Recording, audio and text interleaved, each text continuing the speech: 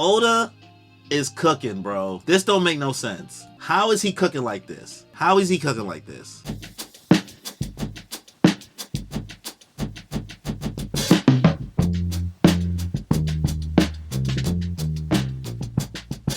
Alright, let's check out these chapters real quick. Let me check out these comments real quick before we start talking about this chapter. Bro, so also since Saturn went into this feral form, he hasn't talked yet. So did his devil fruit take over? Mic drop next chapter. No break and we getting spicy. Things are getting crazy. Things are getting crazy. Let's recap this chapter, son. Listen. Okay. Our boy Oda is cooking with chapter 1108 here, guys. He's cooking. So let's go beat by beat. Let's go through the story as it holds. So the cover story, fantastic. Love it. It's not a cover story. Color spread. Sorry, using the wrong terminology there. But boy, does it look good. We got Boa Hancock. We got my girl Reiju, Tashigi, Nami, Uta, Robin. I'm tired of the Uta promo run. I said that before. The film Red promo run never ends. At this point, Oda, if Uta is not like in this story on some crazy shit, why? I would have much preferred Ulti been here, in my opinion. Give me some Ulti. Just saying. So let's get into the chapter now. Beginning parts. Attention world. We see the barrage happening. Van Augur, Katarina Devon, and our man Caribou. Well, not my man's, but somebody's man. My brother told me he's a fan of Caribou. Very weird choice to choose, but everybody got somebody for them. That's the fun of One Piece. Your boy Caribou is out here letting them know, no, you better not kill me.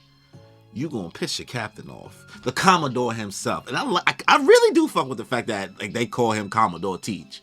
It's kind of fly, right? No? Maybe I'm being dramatic. But yeah, Caribou is letting Van Augur and Katarina Devon know that he has some useful information in regards to ancient weapons. So he's referencing Shirahoshi, he's referencing Wano, and saying that you won't be able to find these without him. So if you take me out, that's a no-no. And they don't trust boy. They're like, because this is a government island. So if you try to like take out our Commodore because mad people trying to take him out, that's going to be on us.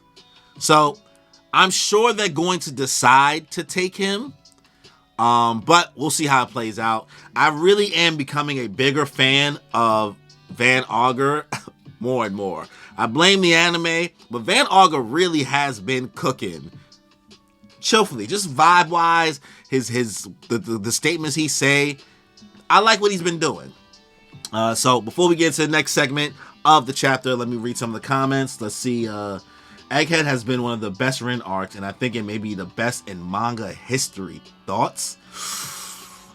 I will say that is indeed a hot, burning, scathing take, Zachary. As a fan of Berserk, I do think the Golden Age arc is as peak as it gets. Now, if we're talking about specifically shonen, maybe. But the thing is, what makes the Golden Age arc in Berserk for me one of the best written arcs in manga history, at least in my opinion, obviously not opinion, what I say is not fact, is, it stands alone. It's not even the beginning of the story, but you can read that and not even check out the rest of Berserk and still think that Berserk is a 9 out of 10 series overall. That's just me, though. The world is learning to avoid and everybody about to rebel, 100%. Caribou is a rat, and Van Augur been everywhere. He needs a raise. Get that man. That man need a bonus. Van Augur needs a bonus indeed. So, next segment of the chapter, we cut back to more detail on Egghead Island. We see that some of the pacifista are using these bubble shields to keep away a lot of the barrage. The Buster Call is failing, y'all. The Buster Call is failing.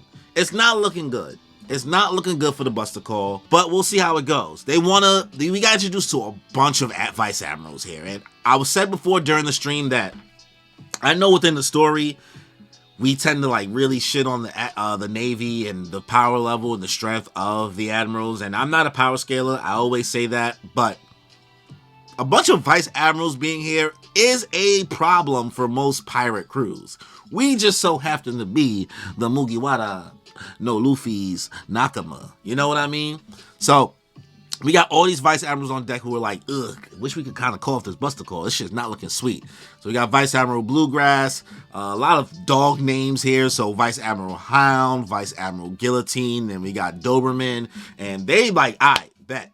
If these pacifistas is turning on us because of Jewelry Bonnie being this above all priority in calling in the whole pacifista system, which also means that Bonnie should be able to handle the Seraphim as well. Hopefully, we'll see. Your boy Vice Admiral Doberman is like calling somebody, and who is this? Tosa?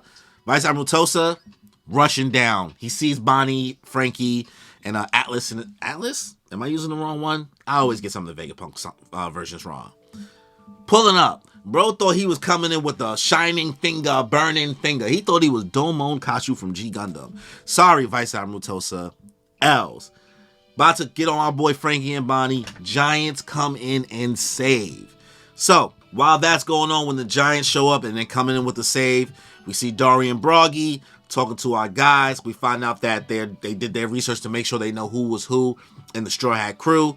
And it's funny because you notice that they're like, you don't look familiar though. And had this been like Frankie's older bounty posters, they would have known. But Frankie's bounty poster now is just the Sunny. So I'm wondering how, if Oda did all of that just for this gag, or maybe there's something more to Frankie bounty poster being the Sunny and not his face. Maybe that might show to be useful in the future. Maybe some Marines won't be able to recognize that Frankie is part of the Straw Hats as well, and he can do some infiltration. I don't know. We'll see. Dory and Broggy are talking to Frankie, and they're talking to Bonnie. They realize that they're cool with them, and Bonnie's like begging to go save Vegapunk, Sanji, and Luffy. And honestly, bro, Bonnie for Straw Hat. If you don't believe, based on the details near the end of this chapter, where Vegapunk is asking Luffy to take care of Bonnie, as well as Bonnie really caring that Luffy and Sanji are okay along with Vegapunk, Bonnie's about to be hunted down forever, and she's mad young. That's the only reason Vegapunk said that he didn't want her to know about the priority chip thing, is because if the information got out sooner, then she'd be a target forever, and wanted to wait till she was older to take care of herself. So, Bonnie for Straw Hat. That's 10 crewmates. Plus Luffy, that's 11 people on the Straw Hat crew, but that's 10 crewmates. And even when I started rewatching the live action, he says he wants 10 crewmates. 10 men should do. Just saying. Just like King of Lightning said, Sabo and a few good men, Luffy and a few good men and women. And bones. And reindeer. Whatever. Anyway, Dory and Broggy catch a vibe. They realize Frankie's like, oh, is that who the masters that Usopp's always talking about? So, cool. We get introduced some more Vice Admirals, Urban, Pomsky. Then we also have a little moment with Doll, who's also on the island with Bluegrass, and they're like going on a journey, and like Bluegrass let Doll know, like, hey, be careful around these giants. Then we find out that Doll was basically under Saul. So it seems like Saul's not on the island. Could maybe be on the island. We'll see. But Saul is definitely coming back in the picture. But that would be also crazy if Saul is with the giant pirates on this excursion to get the Straw Hats, so that he can see Robin right away. Could be a thing that's happening, but we'll see. So all of that is interesting when it comes to the Giants. I still believe, and I'm on the theory, that we're not going to Elbaf. I'm standing on that. I said during the live stream that, like, my reasoning, but my reason is because we've been surprised before. Elbaf just seems like just too much of an easy answer. So let's read through the comments one more time before we get into the final part of this chapter. So Luffy using gear, bring that ass here, boy. Bring that ass here, boy. OD, I want Doll to follow to Elbaf to see Saul, maybe. And you think Bonnie stays on the ship like Shanks and Buggy did, and Bonnie needs to learn on Nika powers so she can do it too. Let's see. That's if we're of the belief. I will say that, like, yeah, that would be interesting. It could have just been a talking point, but Saul could be here. Saul could be on Egghead. That's always an option, you know what I mean? So that both Doll and Robin can see Saul. And you know, Bonnie being on the crew, because Bonnie can take care of herself, I feel like Buggy and Shanks were seen more as apprentices, even though they were part of the crew truly.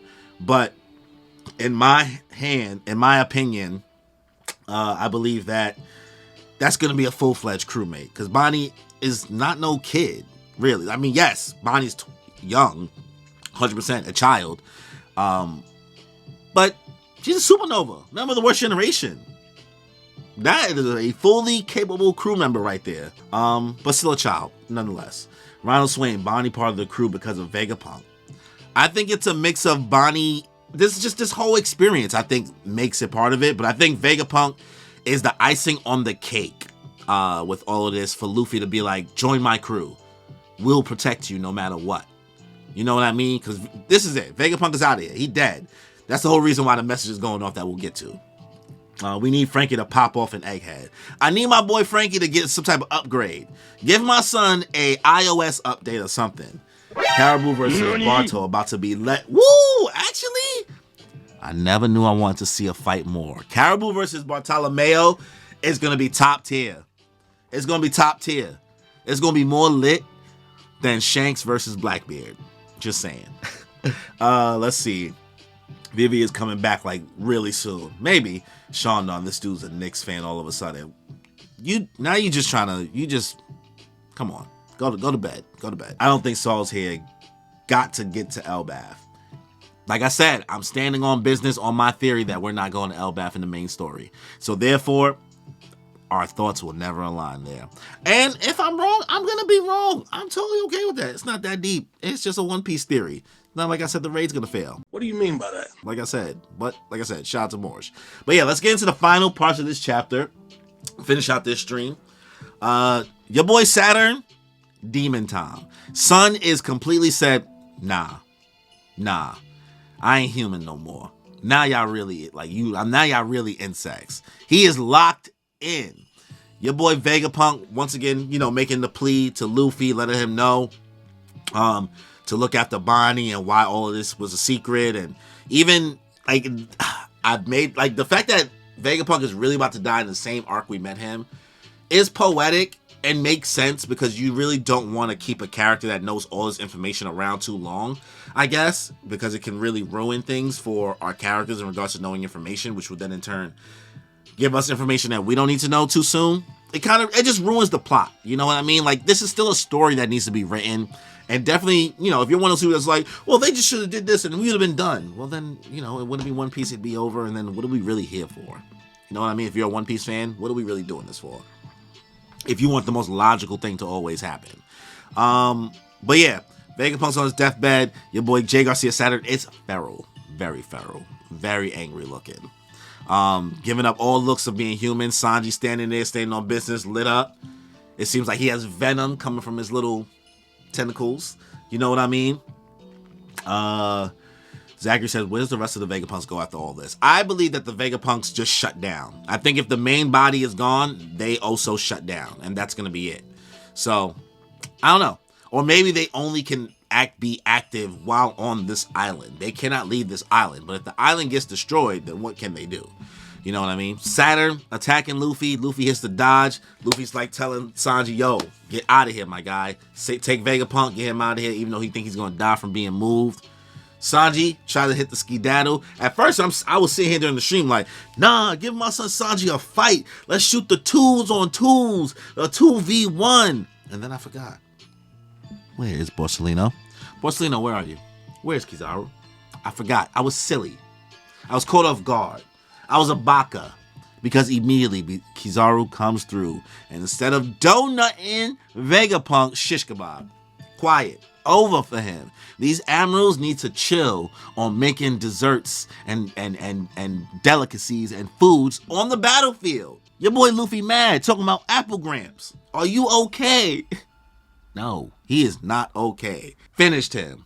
Sanji's feeling horrible because Sanji don't usually be failing rescue missions. So Sanji might really feel away from this and how this is all going to end and go down. Vegapunk's about to die in his arms, which is also poetic in a way when you think about it, because Sanji being the son of Judge, Vinsmoke Judge, who's part of Mads, being the person who holds Vegapunk in his arms while he dies, there's layers. There's layers to this shit, my guy. That's kind of poetic. So maybe through all of this, we did see our boy Sanji get a little awakening by kicking off a laser. And maybe our boy Frankie might get an upgrade. But there might be something that Vegapunk can still do in his dying words to help both Frankie and Sanji get some little upgrades, since they're kind of not fully human. You know what I mean? But we gotta talk about Gear Frown Luffy. They said it. They said the boy couldn't create a serious moment. They said he couldn't be taken seriously and stand on business. Instead of the 2v2 I wanted, or the 1v2 with Sanji and Luffy fighting Saturn, but I accidentally forgot about Kizaru, we got Luffy saying, I'ma sun you. Saturn face. And you two, I hope you know you not going nowhere, right?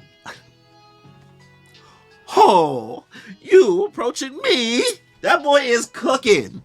That boy Luffy is big mad. You fucked around and found out.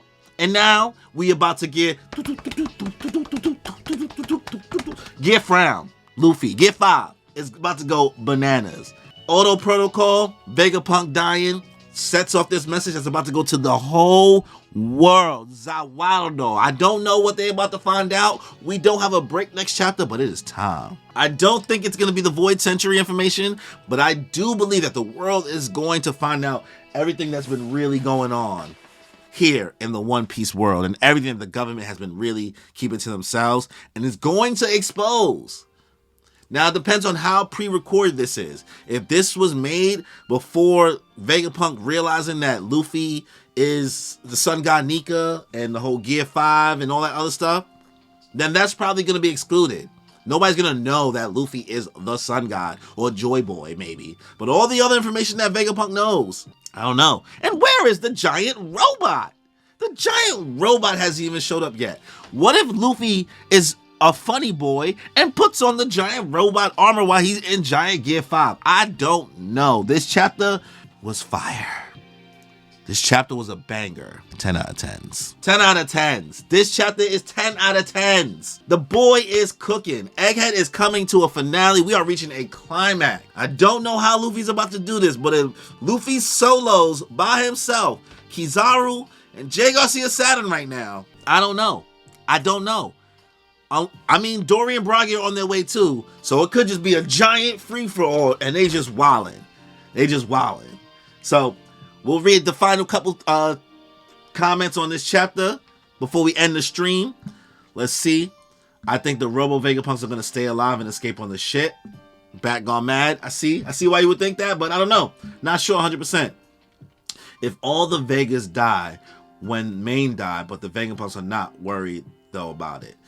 Maybe they just don't have feelings. Maybe they just don't care. They could just be not invested in that type of way. Kizaru cauterized Vegapunk a wound. Ain't no way he goes out this quick, right? Bro, use cauterize. You using big words, boy. You using big words. Sneaky move by Kizaru. It's switching sides without switching sides. Huh. Wait, is that what happened? Are you saying that he burnt the wound so he wouldn't die as fast? No. Really? That's an interesting way of looking at that. Let's see. I hope Luffy isn't captured. No way. That'd be fucking nuts. And then we really not going to Elbaf. Oh my god. Dragon on the move. Finally, after the news, I hope. Dragon? No. Dragon's never showing up. I don't know. Hopefully he does one day. Vegapunk must have prepared this message a long time ago. And Broggy gang. OD. Yeah. Those are my thoughts. Yo, thank you guys for coming through for the stream. He was bleeding out, so he sealed the wound. Very possible. I think, yeah, I can see that. I don't know, man. Because, like, now we're, like, debating if Kizaru's light powers can do something like that. And we don't know that for sure. But that's to be seen. I'm hyped that there's no break next week. So 11:09 is right on the way. We'll end the stream here. Yo, make sure y'all subscribe. Leave a like. Leave a comment. Let me know your thoughts on chapter 1108. Hit that notification bell. On that note, y'all, enjoy your life.